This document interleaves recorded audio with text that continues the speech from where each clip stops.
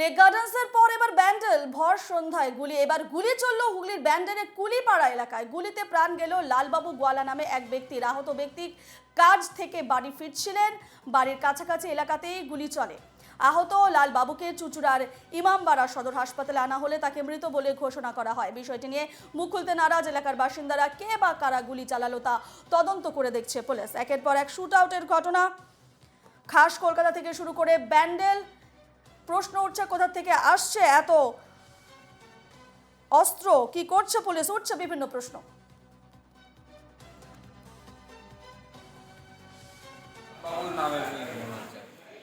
ছিলাম আমি বাড়িতে ছিলাম, আমাকে বললো কি মাথা করে পড়ে গেছে, হসপিটাল চলে গেছে। সেই দিন আমি এখানে এসে কি শুনলে? এখানে ডক্টর এখন কিছু বলছে না। কি গুলি লেগেছে দেখলে? গুলি এইটা এখন ডক্টর কনফার্ম বলিনি। দেখুন কি হচ্ছে এখন বলবে ডক্টর। কি করেন উনি? আমি বলতে পারবো না, তো পাশে থাকে আমি জানি না।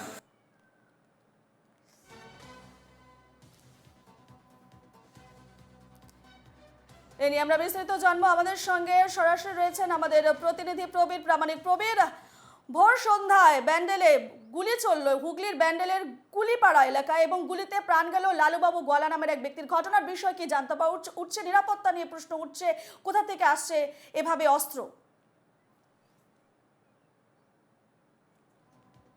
দেখো, প্রথমেই একটা কথা বলি যে আমরা এই মুহূর্তে দাঁড়িয়ে আছি গতকাল রাতে যে ব্যান্ডেলের নিউ কাজিডাঙ্গা এলাকায় শুট আউট হয়েছে সেই এলাকাতে। আমি আমার ক্যামেরাম্যানকে বলবো, এই যে দূরে দেখতে পাচ্ছ যে জায়গাটি ব্যারিকেড করে ঘেরা রয়েছে, পুলিশ পাহারা রয়েছে, এই এলাকাতেই গতকাল সন্ধ্যের পর এই যে লালবাবু গোয়ালা তিনি এখানে উপুর হয়ে পড়েছিলেন।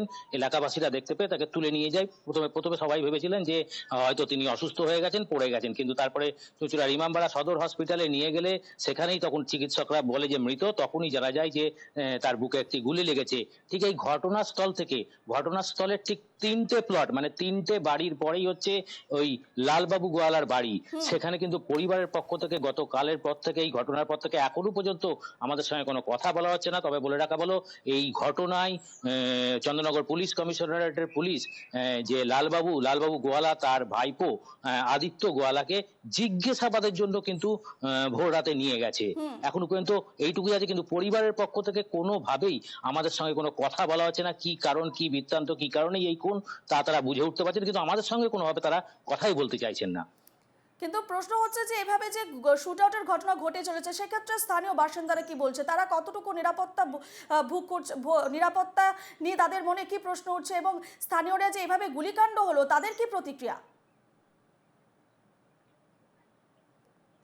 দেখো, খুব স্বভাবতই গতকালের ঘটনার পর গতকাল প্রথমে বললেন যে সবাই ভেবেছিল হয়তো অসুস্থ, কিন্তু পরে যখন জানতে পারলো এটা গুলি চালানো হয়েছে, গুলির জেরেই মৃত্যু হয়েছে, তারপর থেকে আজ সকালে এলাকার থমথমে পরিবেশ। এলাকার মানুষজন কিছুটা হলেও ভয় পাচ্ছে। তবে এলাকার মানুষ কিছুটা হলে বলছে এই গলির ভেতরে এইসব পোস্টগুলো আছে, এখানে সেভাবে কোনো লাইট থাকে না এবং এই এলাকাতে কোনো সিসিটিভিও নেই। সেই জন্যই লোকজন এখন একটু আতঙ্কিত হয়ে পড়েছেন যে কোনোদিন এরকম ঘটনা ঘটেনি, কিন্তু গতকাল এরকম কি এমন ঘটনা ঘটলো যার জেরে এখানে গুলি চললো, তাতে কিন্তু এখন এলাকার লোকজন কিছুটা হলেও আতঙ্কিত হয়ে রয়েছে। আমরা ফোন লাইনে পেয়ে গেছি বিজেপি নেতা সজল ঘোষকে। সজল বাবু, এনকেটিভি বাংলায় স্বাগত। সজল বাবু, রাজ্যে কয়েকদিনে একের পর এক শুট আউট, এবং দুদিন আগে শুট আউট বহরমপুর কালনায়, বুধবার শুট আউট লেক গার্ডেন্স ব্যান্ডেলে। গুলি, বন্দুকে প্রতিহিংসা, এত সহজে কিভাবে হাতে বন্দুক? কি করছে পুলিশ, কি বলবেন? পুলিশ কি করছে সে বিষয়ে তো মুখ্যমন্ত্রী নিজেই বলেছেন। পুলিশ শুধু পয়সা রোজগার করছে। হকার কখনো কখনো সমাজ বিরোধী, কখনো ওসি, কখনো আইসি, কখনো এসপি, কেউ কখনো আপনার এসডিপিও, মানে সবাই কামাতে ব্যস্ত, আইন শৃঙ্খলা দেখতে কেউই নেই। এটা তো মুখ্যমন্ত্রীও বলেছেন। হ্যাঁ, উনি একজন ব্যর্থ পুলিশ মন্ত্রীও বটে। তিনি নিজেই তার খেদোক্তি বলুন, স্বীকারোক্তি বলুন, তার মাধ্যম দিয়ে বলেছেন পুলিশ আর সমাজ বিরোধীর যে নেক্সাস, তার মাঝখানে অনুঘটকের কাজ করছে এই তৃণমূল দলটা। লোকে এখন আদর্শের নিরিখে, ভালোবাসার নিরিখে, নতুন বাংলা গড়ার নিরিখে তো কেউ তৃণমূল করে না। সবাই রোজগারের নিরিখে তৃণমূল করছে। দুর্নীতিগ্রস্ত, দুর্নীতির মানে জন্য করার জন্য করছে। সমাজ বিরোধী তার কার্যকলাপ চালানোর জন্য করছে। নেতারা এখনো এই দলে যারা সুজিত বোসকে চোর বলার পরেও সে চুপ করে মাথা নিচু করে আছে, কারণ তার পেটের দায় আছে। এরকম এক একজন এক একটা কারণে আছে দলের সঙ্গে। আর তার যারা বাকি যা কাজ করা সেই কাজটাও করে যাচ্ছে। বেশ, ধন্যবাদ সরল বাবু আমাদের সঙ্গে কথা বলার জন্য। আমরা আবারও চলে যাব আমাদের প্রতিনিধি প্রবীরের কাছে। প্রবীর, তুমি ঘটনাস্থলে রয়েছে এবং সেই জায়গার ছবি তুমি আমাদের সামনে তুলে ধরছো এবং যেমনটাই আমি প্রশ্ন করেছি তোমাকে যে স্থানীয়রা এই মুহূর্তে কি বলছে এই পুরো ঘটনা নিয়ে।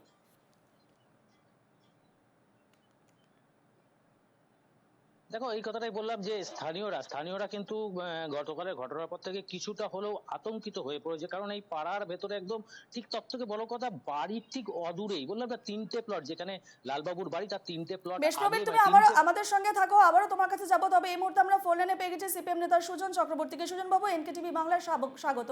সুজন বাবু, রাজ্যে কয়েকদিনে একের পর এক শুট আউটের ঘটনা ঘটছে। দুদিন আগে শুট আউটের ঘটনা ঘটেছে বহরমপুর কালনা এবং বুধবার শুট আউট ঘটনা ঘটেছে গার্ডেন্স লেক এবং ব্যান্ডেলে। গুলি বন্দুকে যেন প্রতিহিংসা, কি বলবেন? একদিকে পাল্লা দিয়ে চলছে গণপিটুনি, আইন হাতে তুলে নেওয়া, দাপট দেখানো, জেসিবি নাটবল্টুদের দাপট, একদিকে তাই রোজ চলছে। আর একদিকে ডাকাতি, ব্যাংকে, সোনার দোকানে, দিনের বেলা, অহরহ এবং সমান তালে পাল্লা দিয়ে শুট আউট। লেক গার্ডেন্সে শুট আউট, ব্যান্ডেলে শুট আউট, মহিলা পুরুষ নির্বিশেষে শুট আউট। পশ্চিমবাংলার হাল এইরকমটাই দাঁড় করিয়ে দিয়েছেন মুখ্যমন্ত্রী। যত সময় যাচ্ছে তত দাপট বাড়ছে, তত ক্ষমতার বিপদে মানুষকে পড়তে হচ্ছে। এই দাপট আর এই ক্ষমতার বিপদে দুষ্কৃতীরা মনে করছে তাদের রাজত্ব, তাদের সরকার। অত শুট আউট এখন হরবকম রোজ, দুর্ভাগ্য আমাদের রাজ্যে। বেশ, ধন্যবাদ সুজন বাবু আমাদের সঙ্গে কথা বলার জন্য। ফোন লাইনে ছিলেন সিপিএম নেতা সুজন চক্রবর্তী, আমাদের সঙ্গে সরাসরি রয়েছেন আমাদের প্রতিনিধি প্রবীর প্রামাণিক। প্রবীর, এখন প্রশ্ন উঠছে যে গুলি বন্দুকে কি প্রতিহিংসা? এত সহজে কিভাবে হাতে বন্দুক এবং কি করছে পুলিশ? সেক্ষেত্রে ব্যান্ডেল পুলিশ কি বলছে এই মুহূর্তে? তারা কি জানাচ্ছে পুরো ঘটনার বিষয়ে? দেখো, গতকাল রাতে ঘটনার পরেই ঘটনাস্থলে কিন্তু চলে এসেছিলেন চন্দ্রনগর পুলিশ কমিশনারেটের পুলিশ কমিশনার সহ উচ্চপদস্থ আধিকারিকরা।